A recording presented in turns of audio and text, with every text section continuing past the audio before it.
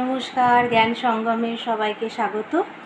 আজকের knowledge point হলো just a little shift.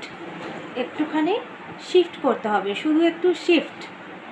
এবার কোথা থেকে শিফট, কিভাবে শিফট, সেটাই আমরা নলেজ পয়েন্টে পড়ব, দেখব। গুরুজি বলছেন ঘটনার ওপরে উঠলে জ্ঞান, আর কোনো বস্তুর বাইরে হচ্ছে সে অসীমতা, ইনফিনিটি, আর ব্যক্তির ওপরে হচ্ছে ভালোবাসা। সত্য জ্ঞান শুধু ঘটনার মধ্যেই সীমিত নয়, এটি একটি ঘটনার ওপরের ব্যাপার, আর একটি বিচ্ছিন্ন ঘটনার ওপর ভিত্তি করে করা অনুমান যেটা ভুল প্রমাণিত হবে। তো তুমি যদি গভীরে যাও তাহলে বুঝবে যে কারোর ওপরে যদি ক্রোধান্বিত হওয়া যায় বা ক্রোধান্বিত হয় কেউ, তাহলে তার উপরে চিৎকার করার পর সেই মানসিক স্থিতিটা বহন করে সেটা আবারও কারোর ওপরে প্রভাব ফেলে। তো প্রত্যেকটা ঘটনায় তোমার সচেতনতার ওপর দিয়ে আসে, যেমন তোমার খুশি, যন্ত্রণা, আনন্দ, দুঃখ, ক্রোধ, হিংসা বা ভয়ের মাধ্যমে আসে। এটা তুমি যখন ঘটনাকে অতিক্রম করে দেখবে তখনই সেইটার সত্যতা উদ্ঘাটন হবে। প্রত্যেক বস্তুর পেছনে রয়েছে অসীমতা, আর বস্তু হচ্ছে সীমাবদ্ধ। তুমি যখন কোনো বস্তুকে নিয়ে সেটা ছোট করতে করতে, রেডিউস করতে করতে, আরও ছোট এরকম করতে করতে যাও, তখন তুমি কি পাবে? অ্যাটমের এটা কিন্তু অসীম স্পেসে রয়েছে। তো এই প্রকাশ্য মহাবিশ্বের পিছনে রয়েছে অপ্রকাশিতের স্থান।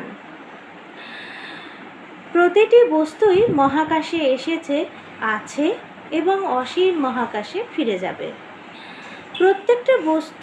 প্রত্যেকটি বস্তুর পর এবার আসছে মানুষের কথা। প্রত্যেক মানুষের পেছনে রয়েছে ভালোবাসা।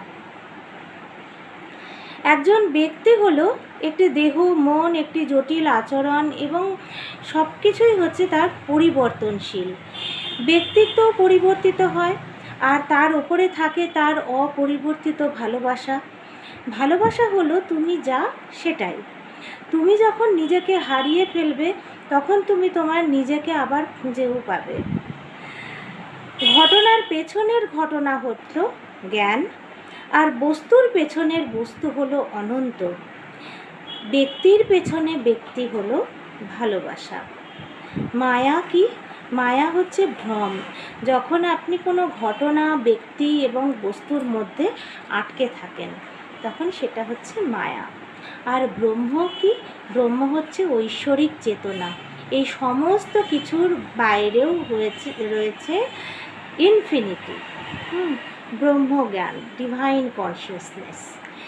এইটাই হচ্ছে ব্রহ্ম। তো তাহলে আজকের নলেজ পয়েন্টে কি বলেছেন? একটু শিফট করতে হবে। কিভাবে শিফট করব আমরা? ঘটনার ওপরে উঠলে তবেই হচ্ছে জ্ঞান। যেটা নিয়ে গুরুজি বলেছেন যে কোনো একটা ঘটনা আমাদের ওপরে খুব প্রভাব ফেলে। যখন আমরা খুব রাগ করে ফেলি তখন সেই রাগের যে প্রভাব সেটা আবারও যে 2-3জন মানুষের সঙ্গে পরে যখন আমরা কথা বলি তখন তার ওপরেও আবার সেই প্রভাবটা পড়ে। তো সেই জন্যে এখানে মানসিক যে স্থিতিটা, সেই স্থিতিটা কিন্তু বহন করি আমরা এটা। আর প্রত্যেক ঘটনাতে কিন্তু আমাদের ক্রোধ, হিংসা, যন্ত্রণা, খুশি এবং দুঃখ, এই সব কিছুর মাধ্যমেই কিন্তু আমরা উপলব্ধি করতে পারি, এবং এই ঘটনাটাকে অতিক্রম করে যখন আমরা দেখি তখনই সত্যের উদ্ঘাটন হয়। এইটা হচ্ছে ঘটনার ওপরে উঠলে জ্ঞান। এবার হচ্ছে বস্তুর বাইরে হচ্ছে অসীম, অসীমতা। Beyond an object is infinity.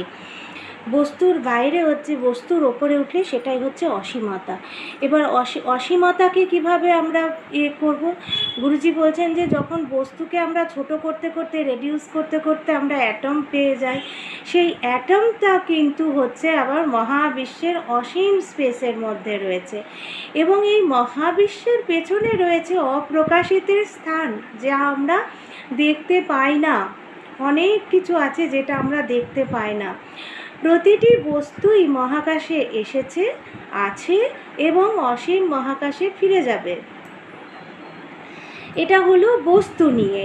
বস্তুর object is infinity, beyond an object is infinity. আর এর পরেরটা গুরুজি বলছেন beyond a person is love. এবার বলছেন যে প্রত্যেক ব্যক্তির পেছনে রয়েছে ভালোবাসা। কীরকমভাবে? একটি ব্যক্তি হলো দেহ, মন এবং তার আচরণ, এই সবই হচ্ছে পরিবর্তনশীল। একজনের ব্যক্তিত্ব পরিবর্তন হয়, আর তারপর ওপরে থাকে হচ্ছে অপরিবর্তিত ভালোবাসা। এই ভালোবাসাটা হলো তুমি যেটা যা সেটাই, তুমি যা সেটাই। তুমি যখন নিজেকে হারিয়ে ফেলবে, তখন তুমি তোমার নিজেকে কিন্তু খুঁজে পাবে। আর ঘটনার পেছনের ঘটনা হচ্ছে জ্ঞান, বস্তুর পেছনের বস্তু হতো অনন্ত, আর ব্যক্তির পেছনে ব্যক্তি হলো ভালোবাসা। মায়া কি? মায়া হচ্ছে ভ্রম। ভ্রম হলো ঘটনা, ব্যক্তিত্ব এবং বস্তুর মধ্যে যখন আমরা আটকে থাকি, তখন সেটাই হলো মায়া। আর ব্রহ্ম হচ্ছে ঐশ্বরিক চেতনা, ডিভাইন কনসিয়াসনেস। আজকের নলেজ পয়েন্ট কিন্তু ভীষণ ভীষণ সুন্দর। একটু ভাববেন ভালো করে, আর দরকার হলে আবারও শুনবেন, খুব ভালো লাগবে। তো ব্রহ্মানকে বলেছেন Guruji, seeing beyond all this, divine consciousness is seeing beyond all this. এই সব কিছুর ওপরে ছাড়িয়ে যাচ্ছে বস্তু, এবং ডিভাইন কনসিয়াসনেস হচ্ছে এই ঐশ্বরিক চেতনা। Divine consciousness is seeing beyond all this. See, just little shift. তো এটাই ছিল আজকের নলেজ পয়েন্ট। সবাই ভালো থাকবেন, সুস্থ থাকবেন, সাবধানে থাকবেন। দেখা হচ্ছে পরবর্তী এপিসোডে। নমস্কার।